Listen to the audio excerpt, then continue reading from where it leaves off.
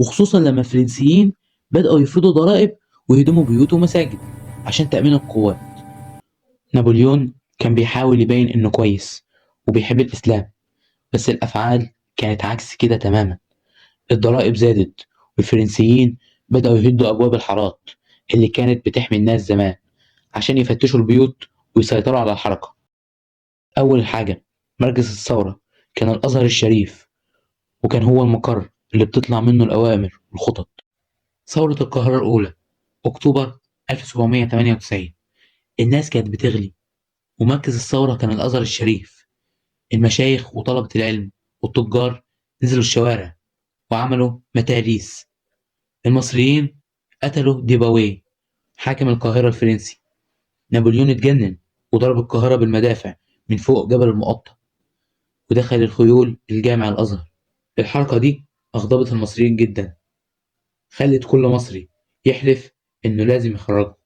نيجي بقى للنفس الطويل، مقاومة أهالي الصعيد. نابليون بعت القائد ديسيه عشان يسيطر على الصعيد ويطارد مراد بيك.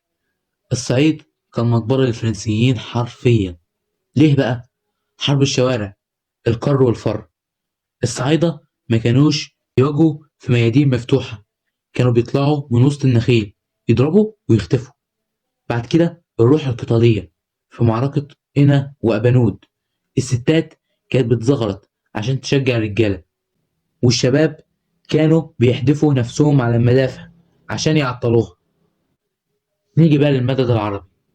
هنا ظهرت العروبة لما وصلت مجموعات من الجزيرة العربية عبر البحر الأحمر عشان يحاربوا مع اخواتهم المصريين ضد الكفار زي ما كانوا بيسموهم وقتها. النتيجة من كل ده بقى إن الفرنسيين قعدوا سنة كاملة مش عارفين يسيطروا على الصعيد. نابليون عرف إن الدولة العثمانية باعت جيشه من ناحية الشام، راح يافا وعمل فيها مذبحة بشعة، بس لما وصل عند عكا خبط في الحيطة.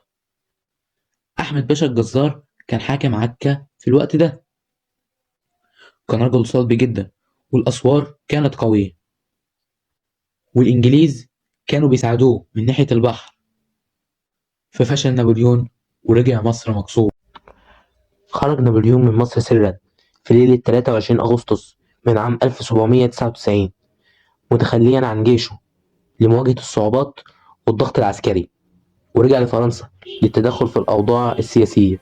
بعدها كانت ثورة القاهرة الثانية مارس 1800، دي كانت أشرس. القائد الفرنسي وقتها كان كليبر حي بولاق، كان هو البطل هنا بقيادة راجل جدع اسمه عمر مكرم. الناس صنعوا مدافع بدائية من مواسير الحديد، والستات كانت بتغلي زيت وتحدفه على العساكر من الشبابيك. كليبر حاصر القاهرة 33 يوم لحد ما الناس جاعت، وحرق حي بولاق بالكامل عشان يسيطر عليها. المقاومة الشعبية في الأقاليم، في الشرقية والمنصورة. في المنصورة طلع بطل اسمه حسن طوبار، ده كان راجل غني جدا وعنده أسطول صيد، سخر كل فلوسه ومراكبه عشان يضرب الفرنسيين في بحيرة المنزلة وبقطع عليهم الإمدادات.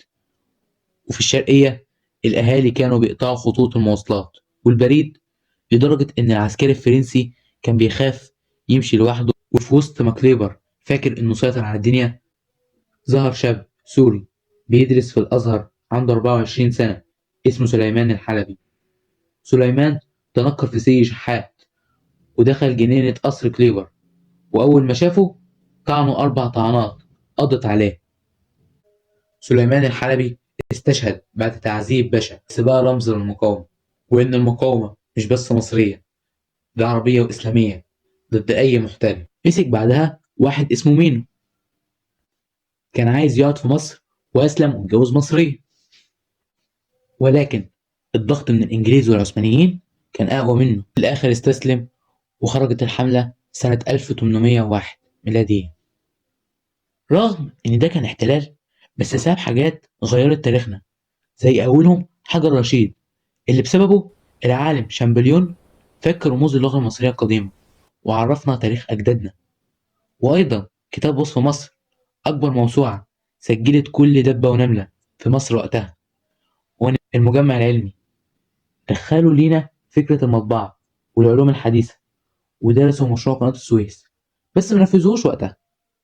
وكمان الوعي السياسي، المصريين عرفوا إنهم ممكن يختاروا حاكمهم، وده اللي وصل محمد علي باشا للحكم بعد كده.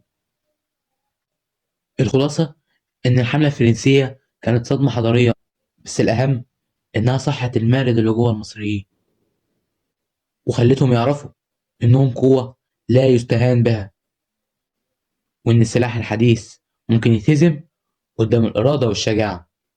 المصريين في الوقت ده شافوا عالم تاني غير اللي متعودين عليه، لأنها كانت صدمة حضارية، لأنهم كانوا لأول مرة يشوفوا مسارح، وشافوا علماء بيعملوا تجارب كيميائية بتطلع نار وألوان، ويشوفوا ناس بيلبسوا لبس مختلف تماما عن الجبة والقفطان. وأيضا لفتت نظر العالم لمصر، بدليل إن إنجلترا فضلت حاطة عينيها على مصر لغاية ما احتلتها هي كمان بعدها بسنين. وفي الختام تركت الحملة الفرنسية بصمة عميقة في التاريخ المصري، بين مقاومة باسلة وتأثير ثقافي وعلمي لا يمحى. لكن ماذا عن حجر رشيد؟ هذه القطعة النادرة والفريدة التي فتحت الباب لفهم الحضارة المصرية القديمة. ولو عايزين أحكي لكم عن قصته وإزاي تم فك رموزه، شاركوني آرائكم في التعليقات، وما تنسوش الاشتراك في القناة وتفعيل جرس التنبيهات لمتابعة كل جديد. وتذكروا دائما التاريخ مليء بالحكايات. إلى اللقاء.